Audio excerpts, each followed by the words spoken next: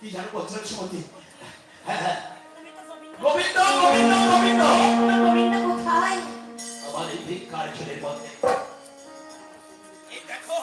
এই দেখো ভিক্ষার ঝুলির মধ্যে কেউ আমার কাছ থেকে কেড়ে নিতে পারেনি সুমতি।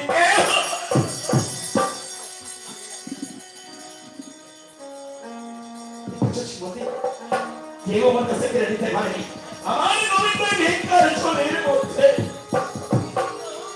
তোমার এই না বুঝেছি বড় দান, কিন্তু আমি আজ তোমাকে একটা কথা বলবো। একটা কথা বলবে? বলো বলো সুমতি, বলো আমি তোমার কথাটা বলবো। বলো। তুমি একবার যাও না। কোথায়?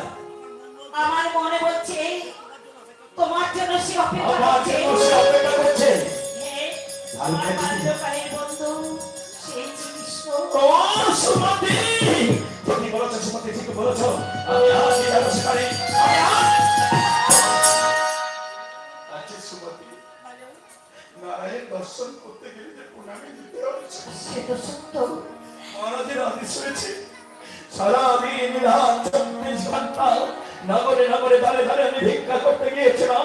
মহারাজের আদেশে কেউ আমার কপালে কোটা ভিক্ষা দেয়নি। তুমি ভিক্ষা পাওনি। দর্শন করতে গেলে ভিক্ষা দিতে হয়।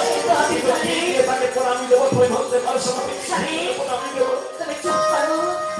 আজ তোমার কাছে আমি একটা অনুমতি চাইছি। অনুমতি? তুমি তো ভিক্ষাই দিয়েছিলে, ভিক্ষা পাওনি। না সুমতি, গোবিন্দ দর্শন করতে গেলে যে গোবিন্দকে কিছু দিতে হয়েছে, এমনই ক্ষমতা যখন আমাদের নেই। তুমি আমাকে আদেশ করো না, আমি এই মায়ের কাছে যাব, অঞ্চলের কাছে ভিক্ষা চাইব। আমি তোমার জন্য নয়, আমার পুষ্পর জন্য নয়, শুধু গোবিন্দর দর্শনের জন্য আমি ভিক্ষা চাইব। এই সুমতি, আমি তোমাকে অনুমতি দিলাম। চলো সুমতি, তোমার সঙ্গে আমিও যাবো। গোবিন্দের জন্য কিছু ওমা, আমরা যে এমন কমিটি লোকের কাছে ভীষণ অনুরোধ, আপনারা চলে যান। এমনই ক্ষমতা আমাদের নেই গোবিন্দ সেবা দেওয়ার মতো। তাই তোমাদের চরণে আমি যাচ্ছি মা, আমার গোবিন্দ সেবা দেওয়ার মতো আমার কিছু ভিক্ষা তোমরা দিও মা, ভিক্ষা তোমরা আমাকে দিও। আমরা